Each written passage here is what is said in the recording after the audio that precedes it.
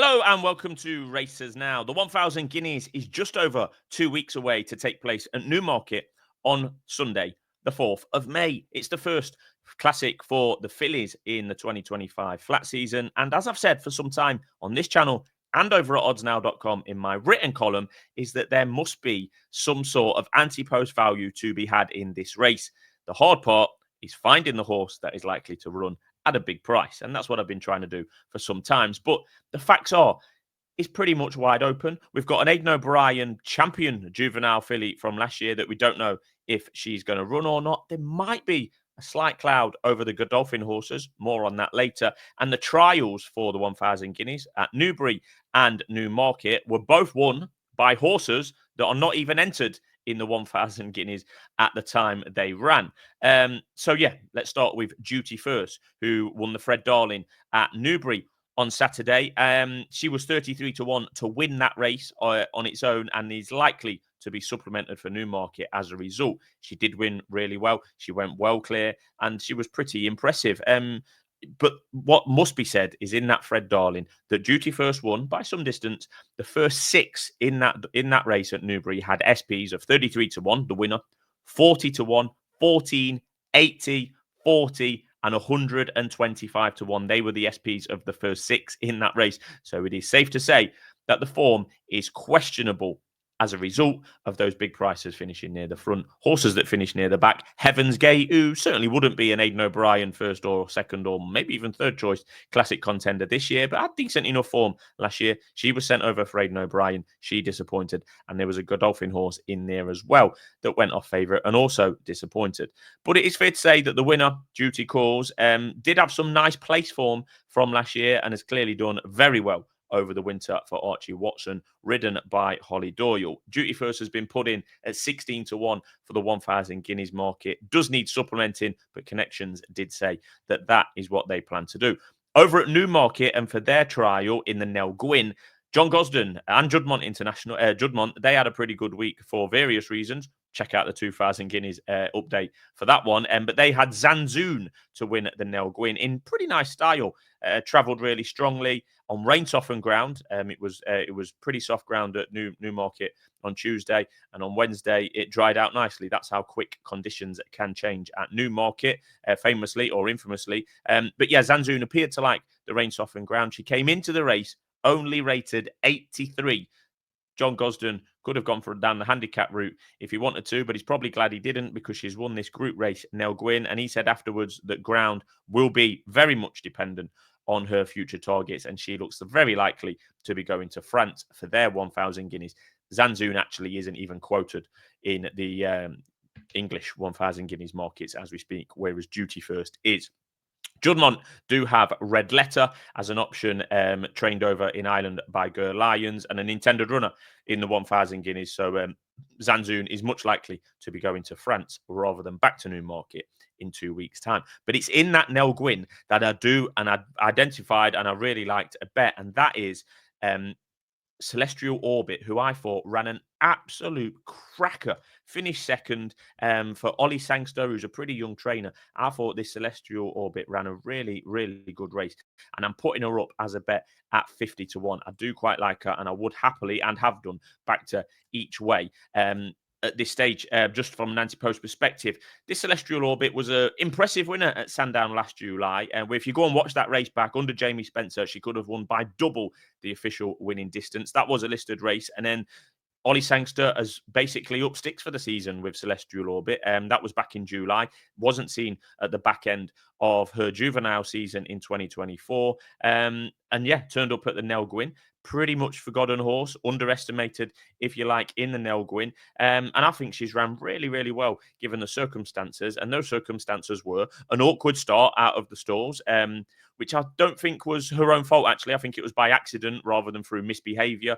I think she was one of the last to load, and before she got settled in the stalls, first run of the season and all that, the stalls opened before she was set and ready to go. I don't think she was rearing up herself or misbehaving.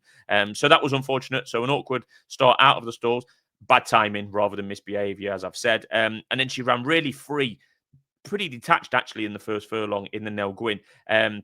But she did settle eventually after a couple of furlongs in last, so she'd burnt a fair bit of energy there. She'd not shown signs of missing the break or pulling in her races as a juvenile, and she made her move at the two pole where she was last and went past nearly all of the field into second in a matter of strides. I thought that was really, you've got to go and watch that Nell Gwyn back and keep your eye on this Celestial Orbit.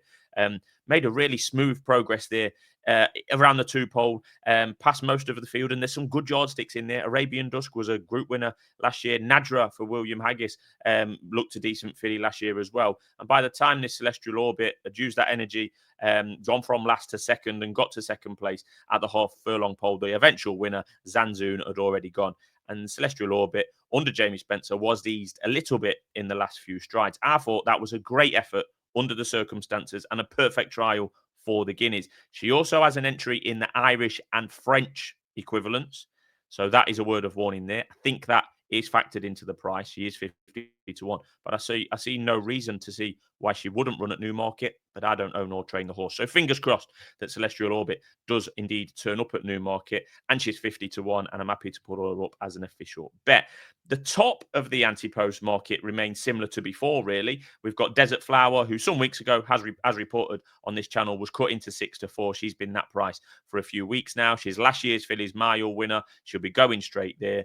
She's the Godolphin #1. She's a Group 1 winner as a juvenile. She's unbeaten in 4 starts. What more do you need? It does. All fingers do point to her being a strong favourite for the 1,000 Guineas. We've previously reported on the mixed messages from Aidan O'Brien in regards to Lake Victoria. Now, she was the 2024 champion juvenile filly, winning grade or Group 1 races over 3 different distances in 3 different countries. Really, really quite impressive. She first won a Group 1 in the Moyglare Stud Stakes in September. Then she dropped down a furlong, Lake Victoria, to a 6 furlong Cheveley Park Stakes, won that Group 1. Then she went up from 6 to a mile for Del Mar for the Breeders' Cup Juvenile Fillies Turf. So really quite impressive to do it in that order, 7, 6, 8, and winning all of them in pretty impressive fashion. So the mixed messages have been that she might not. She's had a long break. She had a busy season. She had a long break. She's a little bit behind. She might not make the 1,000 Guineas, but we're training her for it. Make of that what you will. Very much mixed messages, in my opinion. She's 6-1, second favourite anti-post at the moment. I think the exchange will tell you the story of the vibes from the yard on a daily or weekly basis. But if Lake Victoria was to run or be declared or say that the intention is to run, she would be off that price. 6-1 would soon disappear. You would see Desert Flower come out to 7-4 or 2s. Lake Victoria would be similar, 5-2, maybe somewhere around there. So that will be a big change in the market if Lake Victoria is to be confirmed as an intended runner. But Desert Flower and Lake Victoria, let's hope they both run. One of them's unbeaten in 4 races. Lake Victoria's unbeaten in 5. They've won 4 Group 1s between them. Would be pretty good if they both turned up. But it does come with that big question mark over Lake Victoria that a trainer has said she might not make it, but they're training her for the race anyway.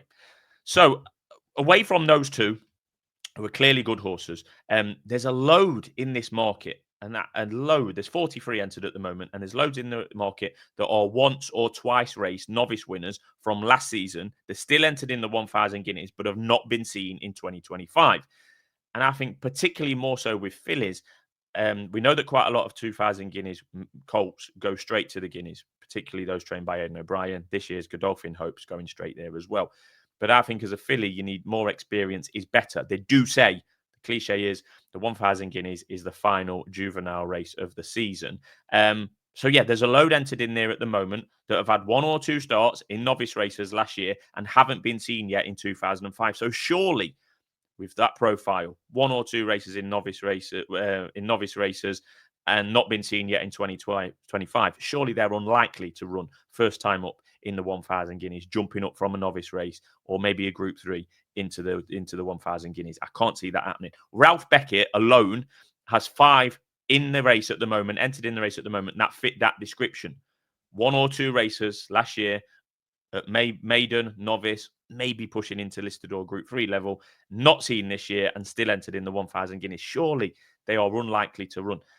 Cathedral being an example for Ralph Beckett. I actually gave a good word for that on my Odds Now column about Cathedral, but I definitely wanted to see her in a trial, and we've not seen her. Surely horses with that kind of profile are unlikely to be running. I mean, you can just scroll down now. Fall in Snow, a once raced maiden winner. We've got this Contiki. There's been a bit of money about for that one recently. Jane Chapel-Hine, two novice races, but has run this year at Kempton. There's just quite a few in there. Sand Trap for Ralph Beckett. Ran twice last year, not seen this year, for example. Shanti Lace, Ralph Beckett, ran once last year, not seen this year. Surely unlikely to be going to the Guineas first time up. Verse of Love, disappointed for Godolphin in the aforementioned Nell Gwyn. She went off 15-8 favourite for that. There's horses in there. El Wateen, trained by Saeed bin Sarora, who knows his way around this race. Saw her once at Kempton in August. Surely she's not going to go to the 1,000 straight up. So the point I'm making, I think there's quite a few of these that are going to come out, and that makes Celestial Orbit at this stage even more of a bet. She's had a run. She ran really well in a trial and is available at 50-1 in a market that could fall apart. Yes, it comes with that caveat that she has the option to go to France or Ireland.